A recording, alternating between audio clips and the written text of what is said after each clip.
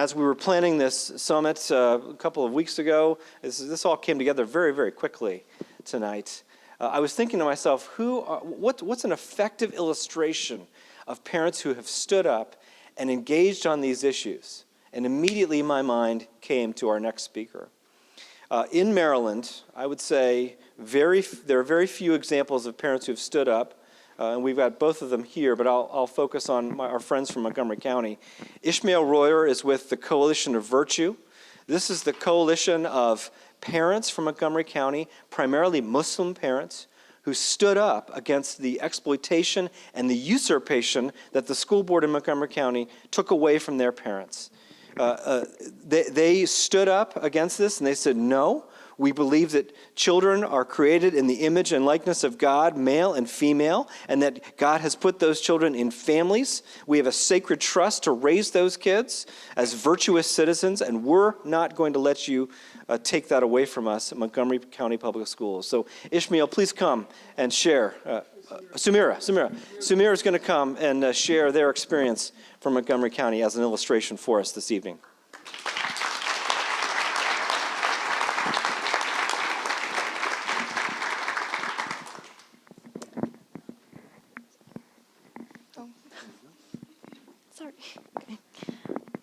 Bismillah, just want to begin in the name of God.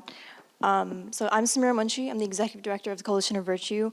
And like Jeff mentioned, COVE, as we call it, is an organization that arose from unfortunate circumstances, but I think it was really beautiful how the organization actually was able to come together, and I think really changed how a lot of people view grassroots organizing and the impact that it can have, particularly from a traditionally conservative side of the aisle.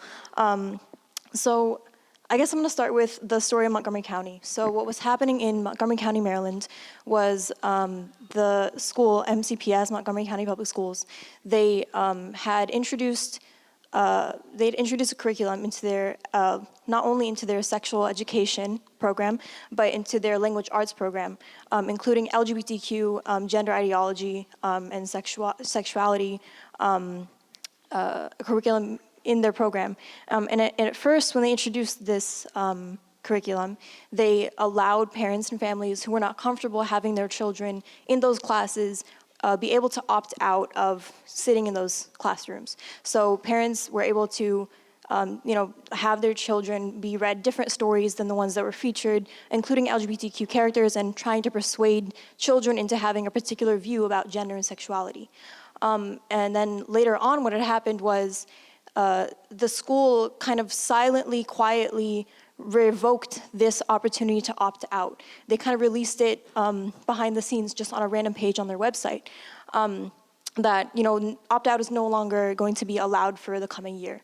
And obviously parents were outraged. And I think this is what really brought together, this is the catalyst that really made parents realize we can't keep sitting by on this stuff. We have to come together, we have to really organize. And I think particularly in the Muslim community, our community doesn't have a great history of independent organizing, of coming together and really speaking for what our values are. On the face of it, for so long we've kind of been silent on a lot of values that we care about, which is a bit unfortunate. So I think on this issue, Muslim parents came together and they really wanted to make this a big issue. They wanted to make it not just that some parents have an issue with a local, policy. They wanted to make it real for everyone. And I think that is what the most important part about what happened in Montgomery County is that it really showed people that the other side will try to get you to downplay your grievances. They'll try to get you to say, this policy is bad, but I guess it could be worse, so we'll move on. But you can't let them do that to you. And I really am very proud of the parents and the community members in Montgomery County, because they didn't let that happen. They didn't let this school board, who had a lot of power and influence, kind of strong-arm them into allowing things that they weren't okay with. So what happened is the parents got together. They discussed amongst themselves. They formed a parents coalition primarily of just parents from Montgomery County. But from there, they reached out to their friends. And not only their friends, but I think what was really crucial about what happened is they reached out to institutions. They reached out to community leaders. They reached out to national connections that they had to make this a bigger issue than what it was supposed to be. From what happened in Montgomery County, it was supposed to be a local story, but it gained national media attention. There were articles written about it in New York Times. The president of Coalition of Virtue, Kareem Munib, he was featured on Fox. There was so much hatred about this particular issue, and I think it was because people expected us to be quiet. They expected us to just roll over like so many other communities have. And what I really want to encourage all of you to do is don't roll over. Don't let them tell you that this isn't something to speak up about. And I know a lot of people who, particularly very sincere people, they think, why should I complain? Why, I shouldn't just keep complaining or, being frustrated about it. It's not something I'm supposed to do. But I would argue it's only complaining if nothing changes. And we need to kind of shift our mentality that we're not complaining about this issue. This is something that's very real and it really affects us and our families. We're not complaining about it. We want to do something about it. And I think that's what we need to go into these situations with, that mindset that we want to do something about it. We're not here to sit and complain and make a fuss about it. We're doing it for a good cause. We're doing it for a good reason. And I think when we have that mindset, driving us in what we do, we begin to realize that a lot of the restrictions we place on ourselves to be good organizers, to be community leaders, they kind of fall away. And I think that is what happened in Montgomery County, is parents, they realized we don't just need to reach out to our community, we should be reaching out to everyone. All of us should be involved in this, everyone.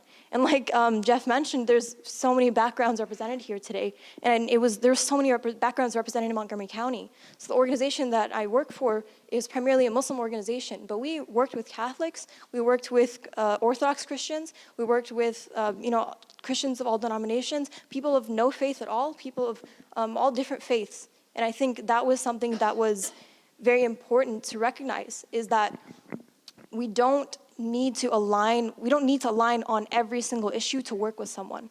We don't need to, we don't need to kind of reinvent the wheel every time one of us has an issue, because we're all fighting for the same issue. We're all working on, the same problems. We have the same values. We should stand together, and that's what they fear. They're worried about us standing together and talking to each other and reaching out to each other and really, getting things done. Because if they keep us separated, it's the old saying, divide and conquer. They keep us separated. They keep us, afraid of each other. They keep us, worried about, if I reach out to them, I don't know their customs. I don't know, particularly what they stand for. I don't know who they are. But just look at what different communities are saying. Don't listen to what people are saying about those communities. If you see someone in your community who is standing on the same side of an issue that you are, go introduce yourself, reach out to them, talk to them, say, hey, I really care about this too. What can we do about it? How can we bring together our communities? And this is what I think was really magical about Montgomery County, is Muslim families who had no contact with people of other faiths, people of other communities, had barely any foot in the door in terms of political organizing, but they really cared about their children and they cared about the issue.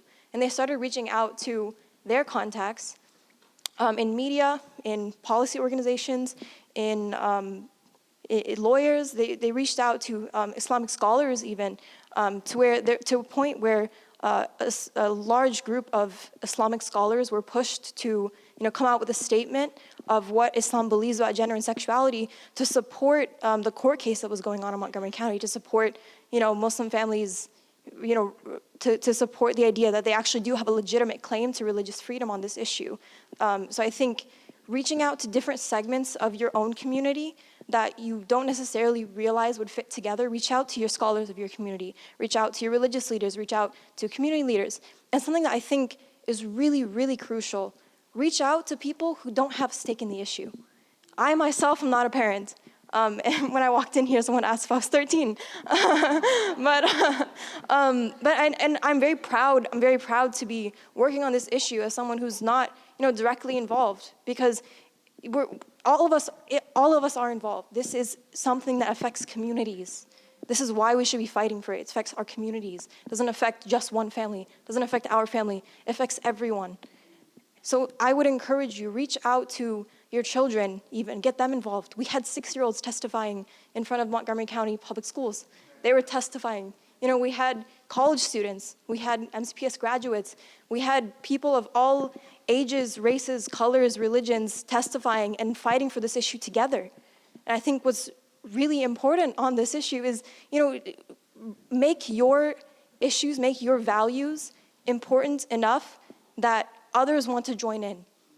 Make what you're doing so important to yourself that others see the importance in it and want to join in.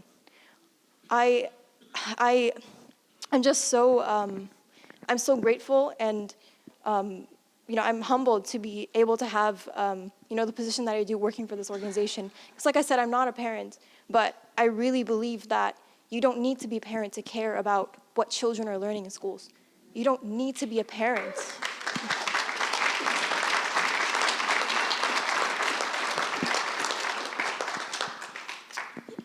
You don't need to be a parent to want to change society, to have better for your society.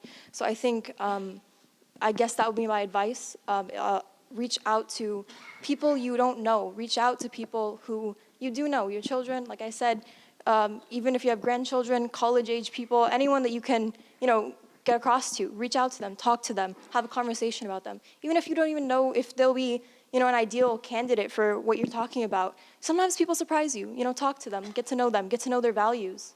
And also, if you don't know where to start, I would say reach out to individuals, but also reach out to organizations like Maryland Family Institute. Reach out to organizations like Alliance Defending Freedom, Religious Freedom Institute, Coalition of Virtue.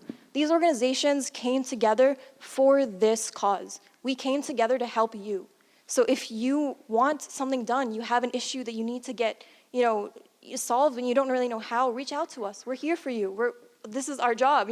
We want to be, working together on these issues.